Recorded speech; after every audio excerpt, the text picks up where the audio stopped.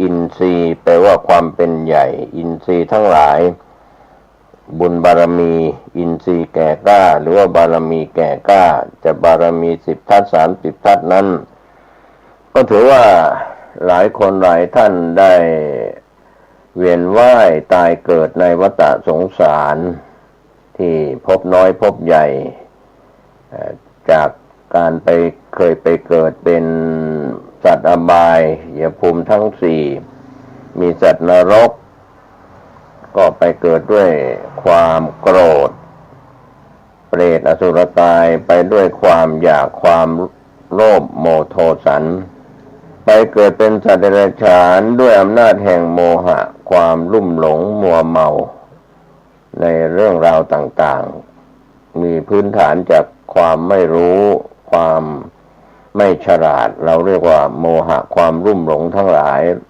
ความโลภความโกรธความหลงที่มีอยู่ในเป็นอนุสัยเป็นสันดานของสรรพสัตว์ทั้งหลายนะครับทุกคนนั้นมีความอยากเรียกว่าความโลภมีความโกรธความไม่พอใจมีความลุ่มหลงในสิ่งที่ตนเองไม่รู้ไม่เข้าใจที่ถูกอวิชชาครอบงำเหมือนเราอยู่ในที่มืดไม่มีสิ่งที่จะมาทำให้เรารู้แจ้งแทงตลอดก็เรียกว่าลุ่มหลงไปตามอำนาจของสัตว์อบาย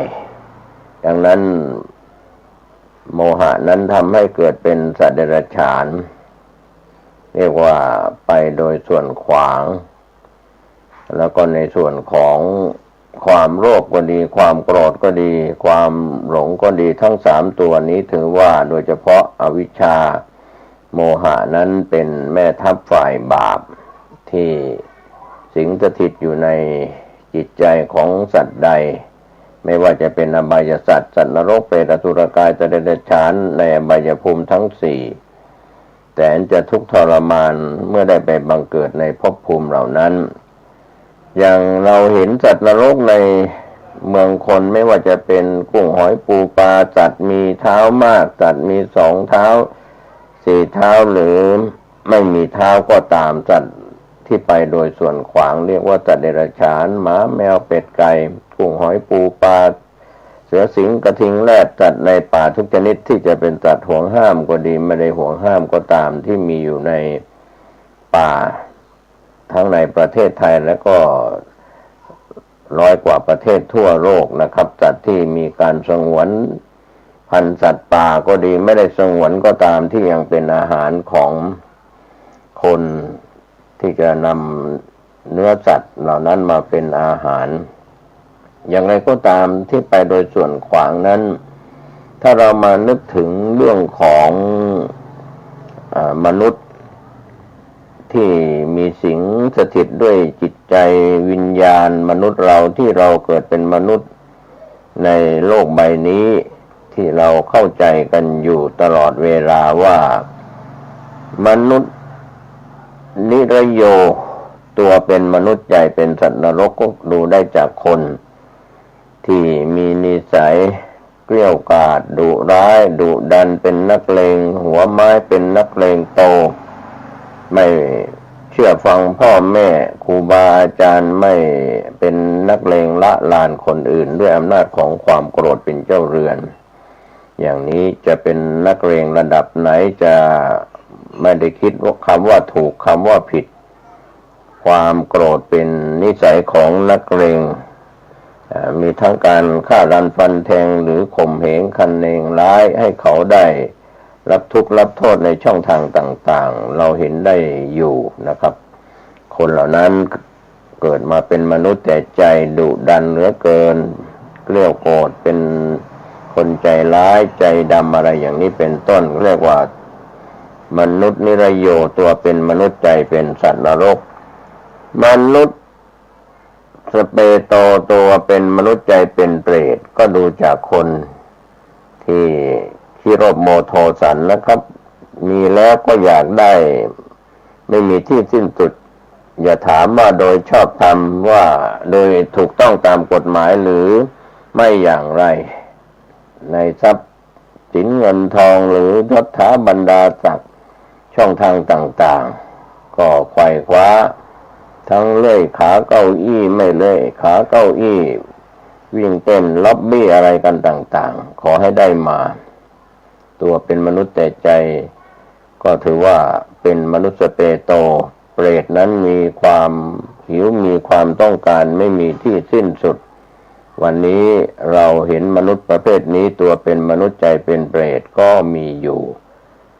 ผู้ดำเนินรายการไม่ได้มุ่งหมายว่าเป็นใครแต่ว่าเป็นการยกบุคลาธิฐานให้เห็นว่าบุคคลที่เป็นมนุษย์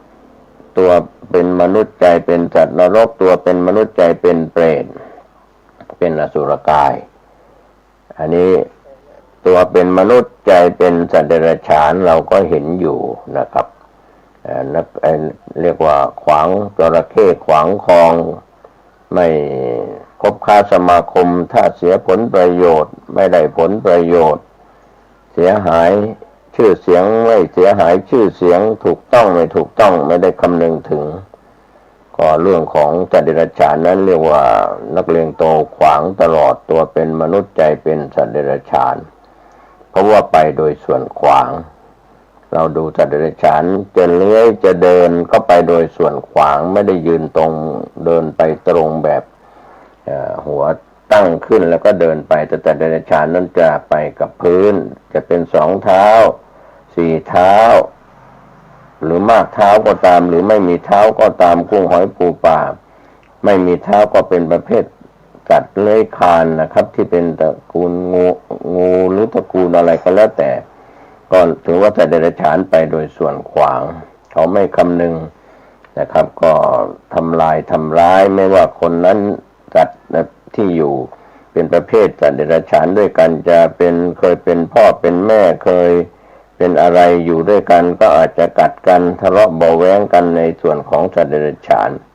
นี่แหละตัวเป็นมนุษย์ก็มีมนุษย์กลุ่มหนึ่งที่เป็นตัวเป็นมนุษย์แต่ใจเป็นสัตว์เดรัจฉานชอบขวางชอบไม่เรียกว่าไม่เอาทั้งกฎหมายไม่เอาทั้งเรื่องของศีลธรรมไม่เอาสิ่งที่ถูกต้องดีงามเรียกว่าใจครอบงำด้วยอำนาจของความไม่รู้นะครับไม่เอาศีลไม่เอาธรรมไม่เอากฎหมายของบ้านเมืองไม่เอาความถูกต้องเอาแต่ใจตนเองอย่างนี้เรียกว่ามนุษย์ตัวเป็นมนุษย์ใจเป็นสัตว์เดรัจฉานเรียกว่ามนุษย์เดรัจฉานโนก็คือตัวเป็นมนุษย์ใจเป็นสัตว์เดรัจฉานส่วนมนุษย์โสตัวเป็นมนุษย์ก็ดูได้จากหลายคนหญิงชายทั้งคนไทยและชาวต่างชาติอยู่ในกรอบของศีลธรรมและกฎหมายของบ้านเมืองจะเป็นเด็กเป็นผู้ใหญ่เป็นวัยรุ่นเป็นคนวัยกลางคนหรือเป็นผู้สูงวัยรวมไปถึงสมณชีพราหมณ์นักบวชทั้งหลายเรียกว่าเคร่งครัดในศีลไม่ฆ่าสัตว์เป็นอาจินไม่ลักทรัพย์เป็นอาจินไม่เสพกามผิดเป็นอาจินไม่กล่าวคำเท็จไม่กล่าวคำส่อเสียดเพ้อเจ้อไม่กล่าวคำหยาบคายเหล่านี้เป็นอาจินเรียกว่ามีศีลข้อที่4ส่วนข้อสุดท้ายเรื่องของไม่การดื่มไม่ดื่มเครื่องดื่มแอลกอฮอล์แล้วก็ไม่เสพยาเสพติดทุกชนิดไม่ว่าจะเป็นฝิ่นกัญชาเฮโรอีนหรือในส่วนของยาเสพติดทั้งในประเทศไทยและต่างประเทศในส่วนยาเสพติดนะครับก็ถือว่าเว้นได้มีศีล5เป็นพื้นฐานของความเป็นมนุษย์ที่สมบูรณ์ตัวเป็นมนุษย์ใจก็เป็นมนุษย์เพราะมีศีล5เป็นพื้นฐานมาแต่เกิดเราคนเหล่านี้อาจจะมีน้อยถ้าเรามองดูแล้วก็ดูเหมือนอย่างตัวเป็นมนุษย์ใจเป็นมนุษย์นี่ก็ดูเหมือนอย่างลักษณะคนที่มีข้อเปรียบเทียบไปดูขนวัวกับเขาวัวหรือไปดูขนควายเลยกับเขาควายนะครับเขาควายเขาวัวนั้นมีแค่ไม่มีน้อยแต่ว่าขนมีมากคนที่จะมารักษาศีลมาเกิดเป็นมนุษย์เป็นคนดีมีศีลธรรมก็ยุคของคนดีมีศีลมีธรรมเท่านั้นยุคแห่งการเข็นฆ่ากรียุคนั้นคนที่เป็นตัวเป็นมนุษย์ใจเป็นมนุษย์นั้นก็มีอยู่แต่ก็เรียกว่าคนดีหนีเข้าป่า ไปแสวงหาความสุขความสงบที่ไร้จะปลอดภัยจากคนอันธพาลนั้นครองบ้านครองเมืองก็ทำให้เราเข้าใจได้อย่างท่องแท้ว่าอยู่แล้วการคบค้าสมาคมกับคนพาลนั้นก็ไม่มีความสุขทั้งกลางวันกลางคืนไม่เป็นมงคลก็ไปเกี่ยวข้องกับมงคลสูตรว่าคำสอนที่พระพุทธเจ้าแก้ปัญหากับเทวดาข้อแรกมงคลข้อแรกไม่คบกับคนพาลก็เป็นมงคลคบบัณฑิตก็เป็นมงคลอย่างนี้เป็นต้นเป็นตัวอย่างในมงคล38ข้อ38ประการแต่ในที่อดีตที่ผ่านมาหรือในปัจจุบันนี้หรือจะมีต่อไปในอนาคตคนเราก็ยังแสวงหาโชคแสวงหาลาภแสวงหาสิ่งที่เราเรียกว่าจะเป็นมิ่งมงคลที่จะเป็นของเรียกว่านำโชคถูกหวยรวยเบอร์ในวันที่มีการประกาศผลสลากกินแบ่งหรือในส่วนของนำโชคในช่องทางต่างๆนะครับที่ถูกเป็นส่วนของการพนันที่ถูกต้องตามกฎหมายแล้วก็ผิดกฎหมายเช่นหวยใต้ดินหรือการเสี่ยงโชคอะไรต่างๆที่เป็นลักษณะของการพนันอย่างนี้เป็นต้นวันนี้เราเห็นได้อย่างชัดเจนว่าคนเรานั้นเมื่อภาวะเศรษฐกิจตกสะเก็ดในยุคที่ผ่านมาตั้งแต่เราเป็นเด็กจำความได้เราอาจจะเคยทุกข์ยากลำบากเกิดมาในตระกูลครอบครัวของคนยากจนเข็ญใจจะเป็นชาวบ้านชาวดอยหรือใครก็ตามเกิดในสลัมเกิดในที่ลำบากยากเข็ญมีพ่อแม่ที่ลำบากยากจนก็เรียกว่าเลือกเกิดไม่ได้แต่อย่างไรก็ตามการที่เราได้มีโอกาสเป็นมนุษย์นั้นถือว่าเป็นสิ่งที่โชคดีเป็นลูกของพ่อของแม่จะเป็นลูกหญิงลูกชายก็แล้วแต่วันนี้เราควรจะภาคภูมิใจว่าเราได้มีโอกาสเป็นมนุษย์เรียกว่ามนุษย์โสได้เป็นมนุษย์เพราะอำนาจของศีลห้าการที่จะแม้ว่าตายในชาตินี้เกิดเป็นมนุษย์แล้วจะได้กลับมาเกิดอีกหรือไม่คุณธรรมของความเป็นมนุษย์นั้นมีน้อยดังพูดถึงคำว่าเขาวัวกับขนวัวหรือว่าเขาควายกับขนควายหรือว่าเขาสัตว์กับขนสัตว์นะครับก็ถือว่ามีน้อยเต็มทีในส่วนของประชากรโลก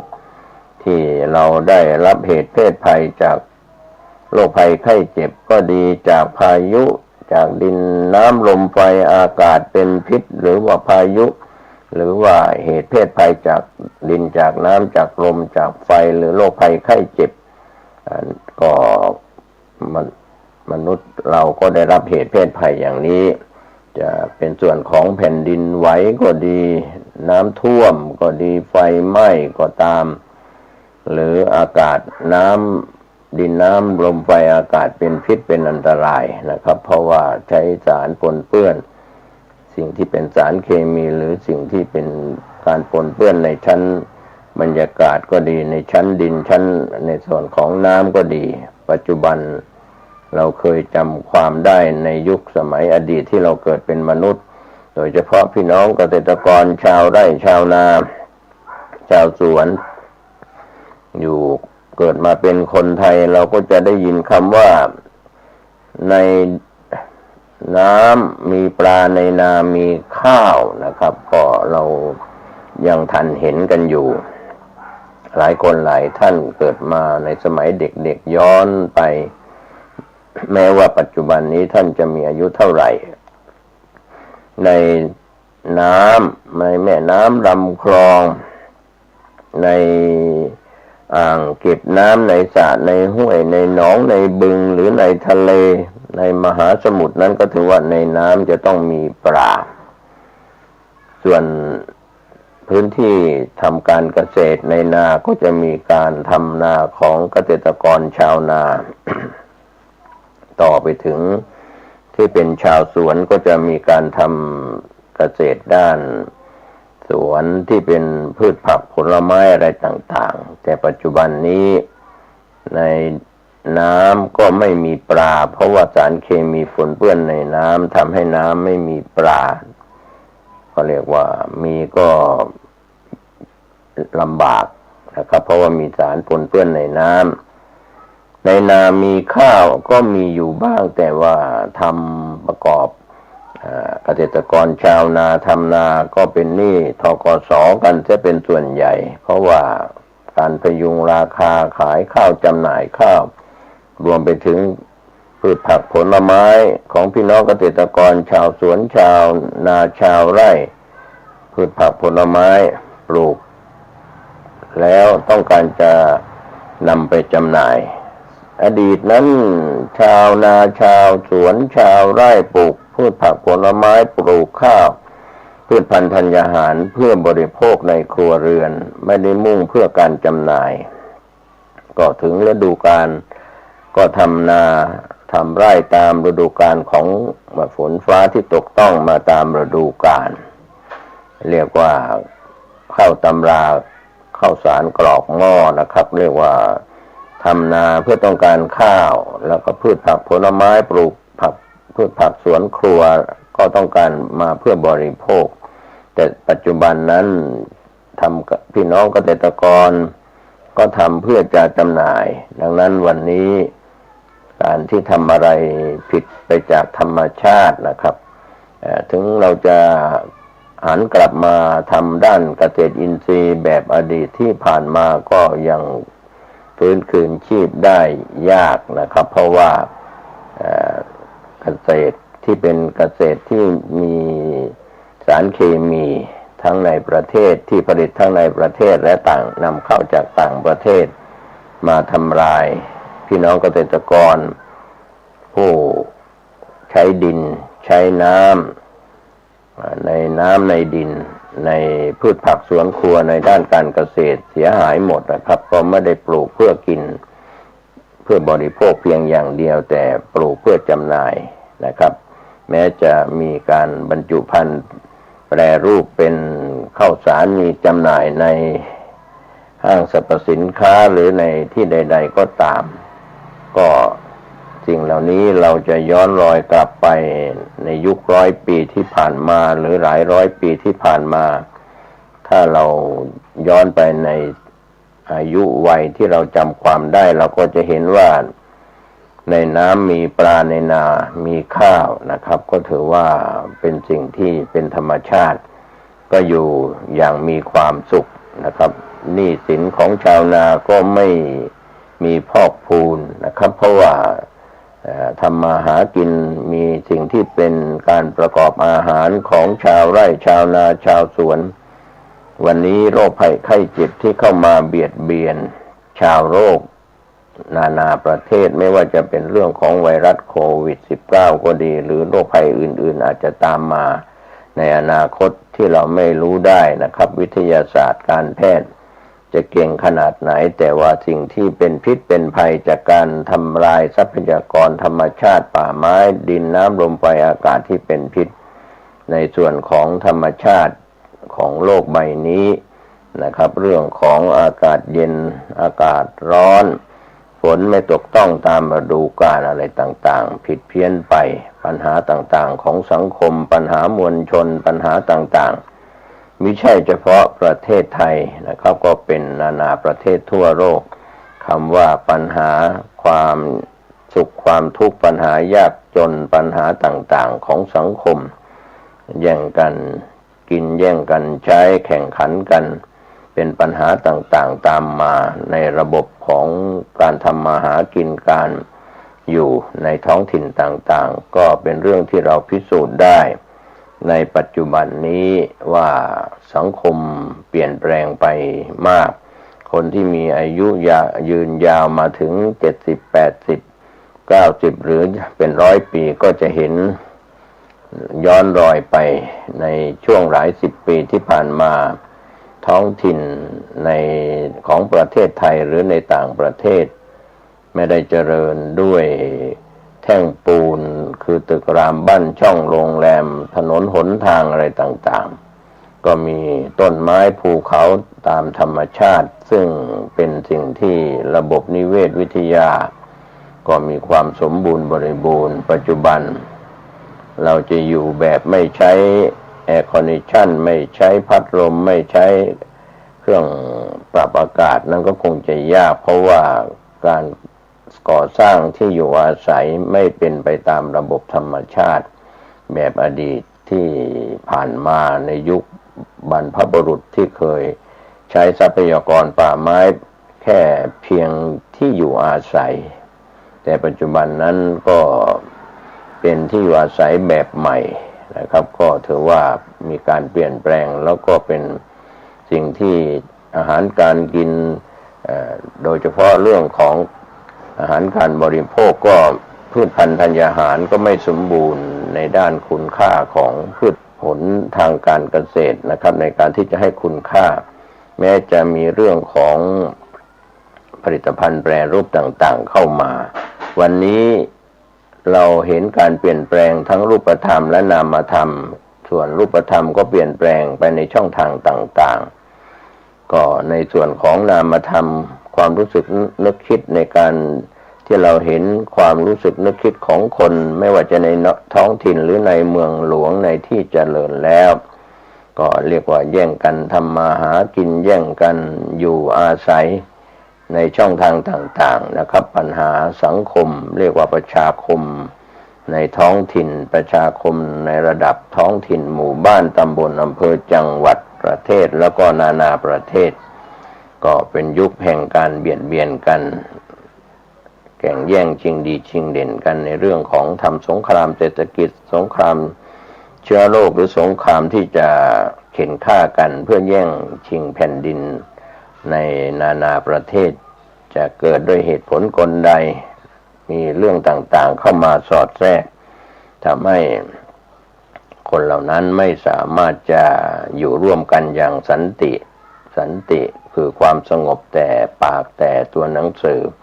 แต่ความสุขความสงบที่จะเกิดขึ้นกับสังคมวันนี้เรากลับมามองดูใกล้ตัวก็คือสถาบันครอบครัวอยู่อย่างไม่อบอุ่นแล้วพ่อแม่ลูกหลานญาติมิตรและคนร่วมงานนะครับมีการเปลี่ยนแปลงก็เป็นสิ่งที่เป็นนิมิตบ่งบอกว่าขาลงหรือว่าเจริญขึ้นวัตถุเจริญขึ้นจิตใจก็น่าจะเจริญขึ้นตามวัตถุแต่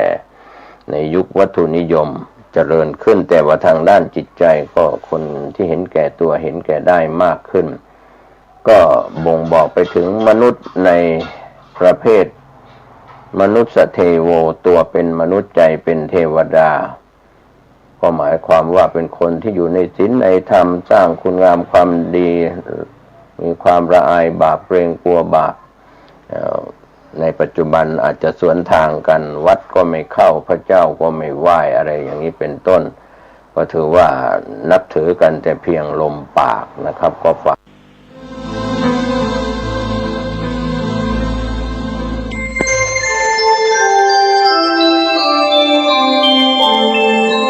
ขณะนี้ท่านกำลังฟังสถา